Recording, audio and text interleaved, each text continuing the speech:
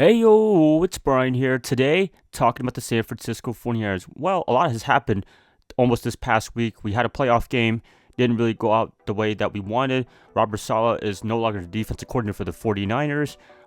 Just a lot of things have happened for the 49ers, whether good or bad. I'll let you guys be the judge of that. But, anyways, let's talk about the playoff game against Seattle. Yeah, I know it's been a while. The game that we probably haven't watched the highlights for or anything like that. I watched the majority of the game, but I turned it off when we were down by a lot, and yeah, I had to go to work the next day, so that I guess made it easier for me to go to bed early. But at the same time, I wanted to watch the whole game and see if we could come out with a win, and unfortunately, we did not. We were not prepared.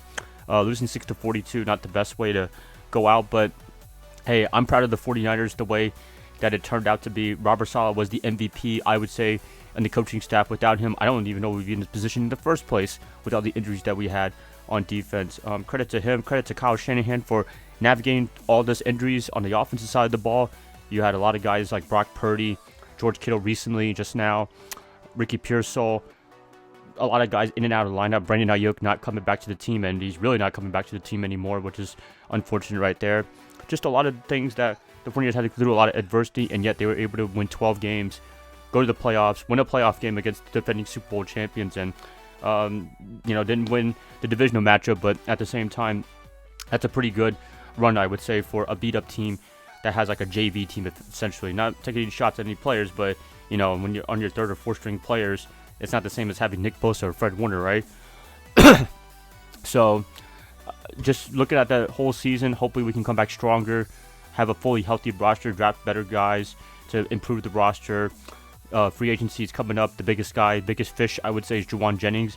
And if I'm the 49ers, I would try to keep this guy as much as possible. I was pretty lukewarm on Brandon Ayuk in the first place a few years ago when he wanted his money and stuff like that. I was happy for him, but at the same time, I was a little hesitant. But I think with Juwan Jennings, you should definitely sign him. He's really a big baller. He plays good football.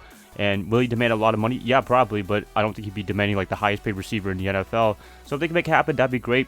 Another player to keep, definitely Eddie Pinheiro. I thought he also was the MVP for the 49ers. Without him, if we had Jake Moody, then we would be screwed for the whole year.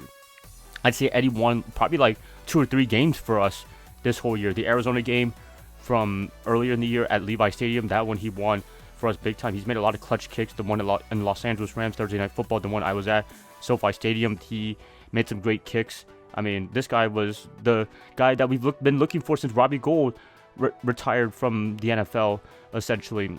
So happy for him. Happy that he was able to play for us for a whole year. The Panthers thought he was done. They got a better, I don't want to say a better kicker, but they got a rookie guy. He played pretty well for them. But to have him on the 49ers lap, to sign him and to make a big impact immediately, I was very happy for him. So I'm hoping that he stays for another year. But from all indications from his Instagram posts, I don't know. He was thanking the 49ers for the opportunity. When you hear stuff like that, that doesn't really sound optimistic. But I hope Kyle Shanahan and John Lynch come to their senses and sign this guy to a longer-term deal because he has a lot of great football left. He's not the youngest guy, but he's also not the oldest guy as well. So you can have him in the long term for 49ers kicking. We do not want another Jake Moody situation where very inconsistent, can cost us some games.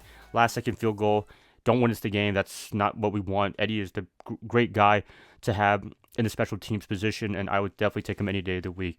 So, yeah, I mean, 2025, a season of injuries, a season of having to navigate through those issues, and yet they were able to go 12-5, almost had a chance at number 1 seed, made it, I guess you want to say, a middle playoff run with a beat-up team.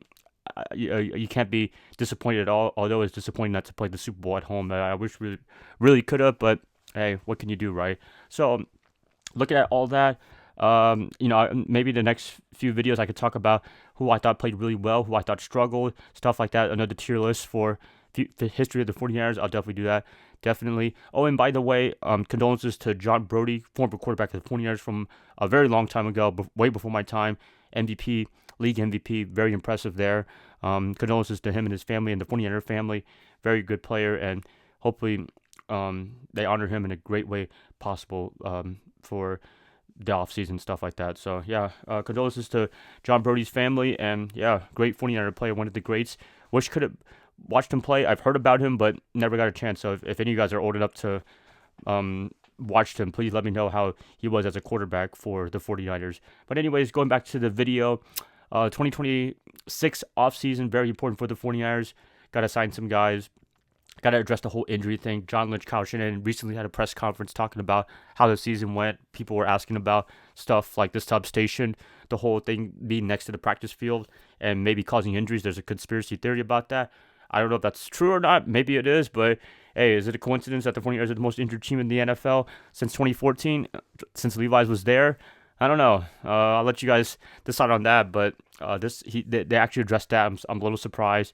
One thing they have to address is definitely offense and defensive line. I know they try to draft a defensive line every single year, but for some reason, we always still need help in that position. Offensive line, they have not really addressed that position well. The one good news I would say is Trent Williams is coming back to the 49ers. That is just a big shocker right there. I thought he was going to retire and just call it a career, a great Hall of Fame career, but he still said he has a few more years to play football, which is just insane right there. I mean, that's pretty hard work right there. That's determination. And for him to come back again and minus any setbacks to play another season, I'm very impressed with that. He really wants to win the Super Bowl with the 49ers. He believes in this team, and I think everybody believes in this team for 2026. If we can't win the Super Bowl at Levi Stadium, then hopefully we can win at SoFi Stadium in Los Angeles, right? I think that's where the Super Bowl is at.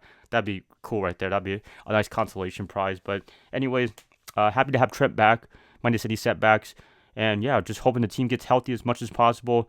Hopefully they can address the injury issue because reporters were asking John Lynch about all the injuries and why it's happening. It's hard to answer that. Practice stuff like that. I don't know what they can do, but they really got to try to get to the root cause of it and hopefully not cause it, because it's one thing for guys like Fred Warner, Nick Bosa. They've been around for a while.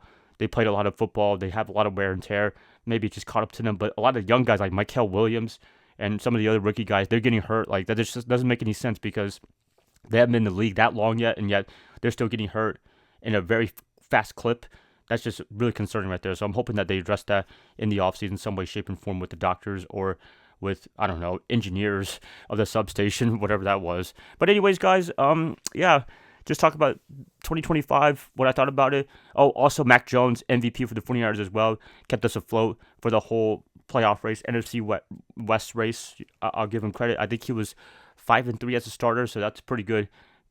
Going through the motions right there, I'll definitely take that any day of the week, and I hope they keep him for another year. I mean, he could be good trade bait. They would get a really, really high draft picks to get him from another team, but I think he should stay another year. Great insurance policy in case Brock Purdy gets hurt again. And yeah, thank you, Mac, for a great few games for this year covering Brock Purdy. So yeah, that's pretty much it, you guys. Please let me know what you said about the 2025 49ers season. Was it good? Was it bad? I know you guys are disappointed, but objectively, what you guys think about this season? Let me know in the comments below. And yeah, thank you guys so much for watching this, listening to this. I know as of this recording, some of you guys might be part of the snow ice storm coming on middle of the country from Texas all the way to the East Coast. I'm going to be part of it probably on Saturday night, Sunday in North Carolina. It's going to be happening for us. So yeah, you guys stay warm, stay safe, do as much as you can to cozy up. And yeah, I hope to catch you guys up another time. Love you guys as always, and go Niners all day.